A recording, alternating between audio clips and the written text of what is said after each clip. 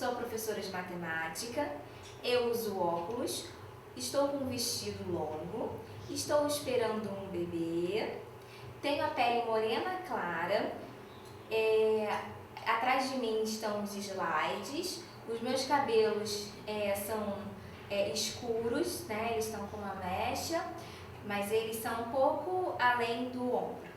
Então vamos dar início a mais um vídeo de hoje.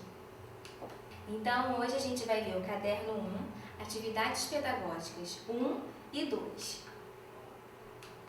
A gente vai ver o vídeo, né, relacionado ao 6º ano, e os conteúdos da aula de hoje serão múltiplos, números primos e compostos, decomposição de números em fatores primos, propriedades dos múltiplos, mínimo múltiplo comum, o que a gente chama de MMC, e resolução de problemas. Então, para a gente começar a aula de hoje, vamos ver o que são múltiplos de um número natural. Então, para determinar os múltiplos de um número natural, devemos multiplicar esse número por outros números naturais. E os resultados dessa operação são os múltiplos do número desejado. Vamos ver isso melhor? Bem, então vamos exemplificar com múltiplos de 2. Então, para a gente observar os múltiplos de 2, a gente pode observar nessa tabuada, né? A gente tem 2 vezes 0 igual a 0, 2 vezes 1 igual a 2, 2 vezes 2 igual a 4, e assim até 2 vezes 11 igual a 22. Nesse caso, quem serão os múltiplos de 2? É o 0, o 2, o 4, o 6. Por que o 6 é múltiplo de 2? Porque nós podemos pegar um número natural que multiplicado por 2 é igual a 6. No caso, quem é esse número natural? É o 3. Então, a gente pode ver isso por meio da tabuada e também a gente pode ver dessa forma aqui, olha. Vamos chamar de Mzão um símbolo para os múltiplos de um número. Múltiplos de 2. Então, lá tem o Mzão, entre parênteses o 2, e aí a gente coloca, né? 0, 2, 4, 8, 10, 12, aí vai até infinitamente, né? Então tem até uma mensagem aqui.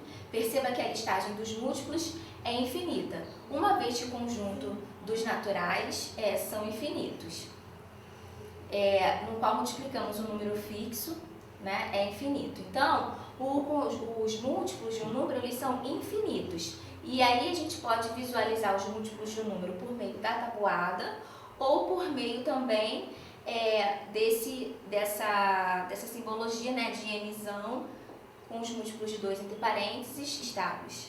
Agora a gente vai ver o que são subconjuntos. Bem, os subconjuntos também são conjuntos. Entretanto, dizemos que é um subconjunto quando todos os seus elementos estão totalmente contidos em um outro conjunto qualquer. Vamos ver alguns exemplos? Então, a gente tem o subconjunto dos ímpares. Então, quem são os números ímpares? 1, 3, 5, 7, 9, 11, 13. Agora, observe o conjunto dos números naturais. Observe que esses números ímpares listados no subconjunto dos ímpares, esses números estão contidos, ou seja, eles estão dentro do conjunto dos números naturais. Então, por exemplo, olha, o 1 está lá em azul, né, no subconjunto dos números ímpares. Observe o 1 também no conjunto dos números naturais. A mesma coisa do 3, observe o 3 também no conjunto dos naturais. Ou seja, o subconjunto lá dos números ímpares, os números ímpares, eles estão contidos, né, estão dentro do conjunto dos números naturais. A mesma coisa, outro exemplo, o subconjunto dos quadrados perfeitos. Então, observem lá os números quadrados perfeitos, 1, 4, 9, 16. Esses números, eles também estão contidos no conjunto dos números naturais. Então, percebam, ó, o 1 lá do subconjunto do quadrado perfeito está contido no conjunto dos números naturais. O 4, a mesma coisa, e assim por diante. Então, vamos ver mais um exemplo de subconjunto. Subconjunto dos números primos. Então, observem os exemplos. 2, 3, 5, 7, 11, 13, 17. Calma, a gente já vai ver a definição do que é um número primo. É só para mostrar que o subconjunto dos números primos, ele também está contido no conjunto dos números naturais. Observe lá, 2 no subconjunto dos primos está contido no conjunto dos números naturais, o 3, o 5 e assim por diante. Bom, agora vamos à definição do que é ser um número primo. O número primo, os números primos, eles são aqueles que possuem apenas dois divisores, o 1 e o próprio número. Então agora a gente vai olhar os números primos por meio do crivo de Aristóteles. O crivo de Aristóteles nada mais é do que uma tabela que serve para identificar os números primos de 1 a 100. Então vamos ver isso com um pouco mais de detalhe. Primeiro, cria-se uma tabela com os números de 1 a 100. Depois, a gente pode cortar o número 1, porque o número 1 ele não é primo. Depois, a gente seleciona os números primos de 1 a 10. No caso ali, ó, o 2, o 3, o 5 e o 7. E aí, depois disso, a gente vai circular os números que são múltiplos desses números primos. Então, no caso, por exemplo, ali, o 12 ele está circulado, porque ele é um múltiplo de 3, né? Ele é um múltiplo de 3. Então, a gente tem vários numerozinhos aí circulados, porque são múltiplos desses números primos. E os números que sobram, né, os que estão aí toda a casinha pintadinha de cinza, são os números primos. Então, esse é o crivo de Aristóteles, né, que serve para a gente identificar os números primos de 1 a 100. Bem, agora a gente vai ver os números compostos. Então, o que é um número composto? São números que não são primos. E aí a gente tem que todo número composto, com exceção do 1, pode ser decomposto em fatores primos. Então, por exemplo, olha, o 4 ele é um número composto e ele pode ser decomposto em números primos. No caso aqui, a gente tem que 4 é igual a 2 vezes 2 e 2 é um número primo. Depois, a gente tem que 12. 12 é igual a quê? 2 vezes 2 vezes 3. 12 é um número composto, que pode ser decomposto também em números primos. No caso, 2 e 3, que são números primos. Bom, mas como é que a gente pode fazer essa decomposição de um número em fatores primos? É isso que a gente vai aprender logo a seguir. Aqui, né, eu coloquei, né, que para decompor um número composto, devemos realizar divisões sucessivas por números primos. Isso se a divisão for possível, até que o quociente seja igual a 1. No final, devemos escrever os números primos utilizados em forma de multiplicação, ou seja, na forma fatorada. Então, vamos ver isso com mais detalhe. Então, um exemplo para a gente iniciar é decompor o número 90 em fatores primos. Então, vamos lá, a gente tem o número 90. 90 é par, então ele pode ser dividido por 2. Lembre-se que 2 é um número primo. 90 dividido por 2, 45. Agora, como 45 é um múltiplo de 3, então a gente pode dividir 45 por 3. Observe que a gente está indo em ordem, né? Por 2, porque o 90 era par. Ah, mas 45 dá por 2? Não. Mas dá por 3, dá para ser dividido por 3. Então, a gente coloca aqui o 3. 45 dividido para 3 é igual a 15. Opa, 15 também é múltiplo de 3. Então, a gente pode dividir por 3. Aí, 15 dividido para 3, 5. Agora, o 5, ele dá para ser dividido para 3? Não. Ele vai dar para ser dividido só por quem? Pelo próprio 5. Então, como 5 é múltiplo de 5, então pode-se dividir por 5. 5 dividido para 5, 1. Então, aqui acabou a nossa conta. Observe que no final deu, né, o 1 e aqui a gente decompôs o número 90 em fatores primos. O que é decompor um número em fatores primos? É escrever um número numa forma de multiplicação de números primos. Então, 90 vai ser igual a 2 vezes 3 vezes 3 vezes 5. Então, aqui tá, né, que decompor um número em fatores primos é escrevê-lo como produto de números primos. No caso, né, 2 vezes 3 vezes 3 vezes 5 igual a 90. Aqui é só para destacar que aqueles números ali, né, o 45, 15, o 5, 1, foram os resultados, né, das divisões. Agora a gente vai retornar aos múltiplos e estudar suas propriedades. Então vamos ver algumas propriedades dos múltiplos, que foi o conteúdo que a gente iniciou esse vídeo. Vamos retornar agora aos múltiplos. Então, propriedade 1. O número 0 é múltiplo de todo número natural. Propriedade 2. Ao considerar-se 2 ou mais números naturais, eles podem possuir múltiplos em comum, isto é, múltiplos que aparecem ao mesmo tempo na listagem. Vamos observar essa propriedade 2 como exemplo? Então, observem. Quem são os múltiplos de 2? 0, porque lembra, a propriedade 1, o número 0 é múltiplo de todo número natural. Então, a gente inicia assim, múltiplos de 2, 0, 2, 4, 8, 10, 12 e assim vai sucessivamente. Como a gente viu, os múltiplos são infinitos. Os múltiplos de 3, 0, 3, 6, 9, 12 e assim por diante. Os múltiplos de 9, 0, 9, 18, 27. Então, aqui eu escrevi alguns múltiplos de 2, 3 e 9. Então, agora a gente vai observar que tem números que são comuns, né? São entre 2, 3 e 9. Então, por exemplo, olha, o 0 é múltiplo de 2, o 0 é múltiplo de 3, o 0 é múltiplo de 9. O 18 é múltiplo de 2, é múltiplo de 3 e também é múltiplo de 9. Então, os múltiplos comuns entre 2, 3 e 9 é expresso, né, pelo Mzão, que a gente usou lá como anotação, né, 2, 3, 9, e vai ser quem? Os múltiplos comuns, o 0, o 18, o próximo vai ser o 36, porque aqui não tem espaço, mas lembrando que o conjunto dos múltiplos é infinito. E aí a gente pode perceber que a sequência continua seguindo o padrão dos múltiplos de 18.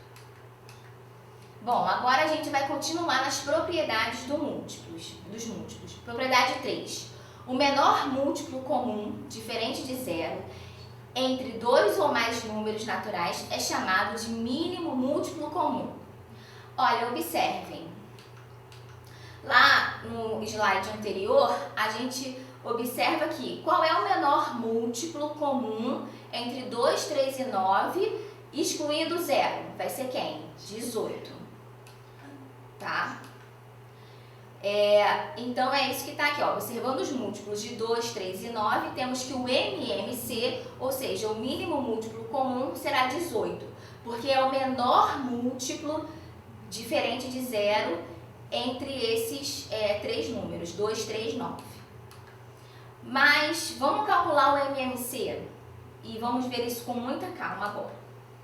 Então, aqui, né, podemos determinar o MMC calculando os múltiplos dos números e verificando o menor múltiplo comum, sem ser o 0. Isso é importante. Como foi feito no exemplo do MMC mostrado, né, 2, 3 e 9.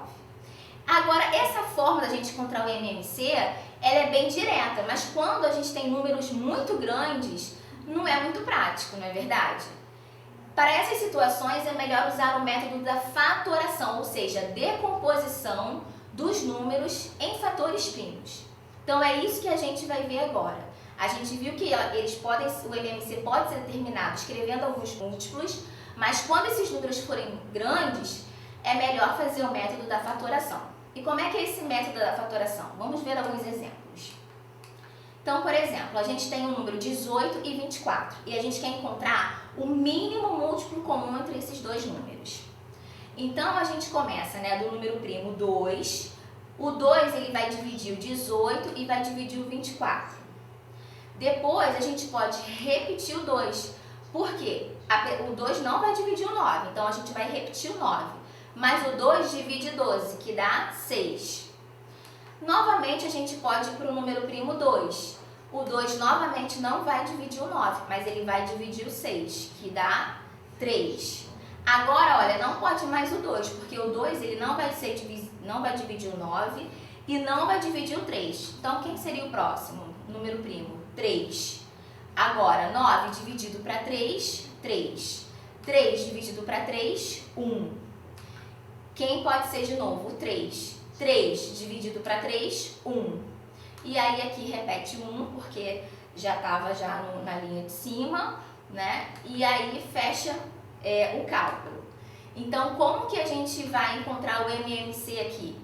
O MMC entre 18 e 24 vai ser o quê? 72. O mínimo múltiplo comum é 72, que vai ser o resultado do produto dos números primos, que aparecem ali, ó, no caso, 2 vezes 2, vezes 2, vezes 3, vezes 3.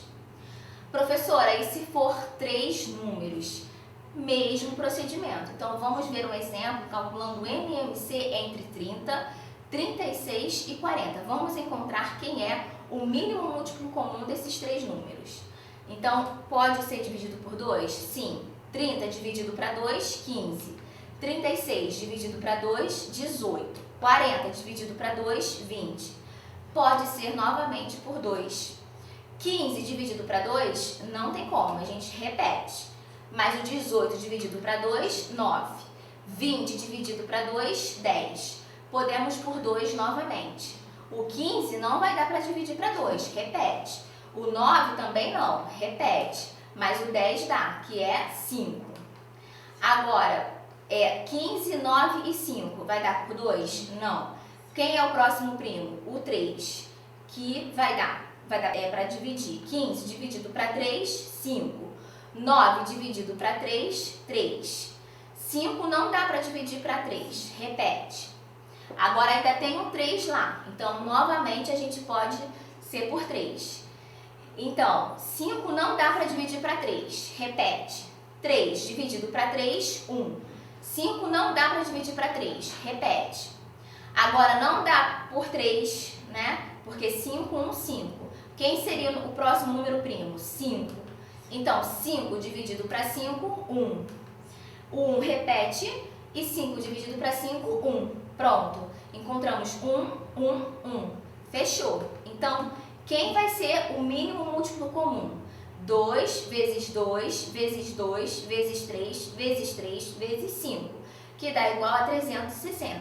Então, 360 é o mínimo múltiplo comum dos números 30, 36 e 40. Então, agora a gente vai ver alguns problemas envolvendo o MMC. Quando a gente observa um problema, existem ideias por detrás desse problema, onde a gente pode observar que talvez a gente precise usar o MMC. Então, quais são essas ideias por detrás desses problemas que vai intuir da gente usar o MMC? A ideia de tempo, a ideia de coincidência e a ideia de quando alguma coisa vai acontecer novamente. Então, vamos observar agora um exemplo. Pedro e Paulo lavaram suas roupas hoje. Pedro lava suas roupas a cada 5 dias e Paulo lava suas roupas a cada 17 dias. Quantos dias teremos até que Pedro e Paulo lavem a roupa no mesmo dia novamente? Ora, essa ideia aqui tá qual ideia? Quando alguma coisa vai acontecer novamente, certo?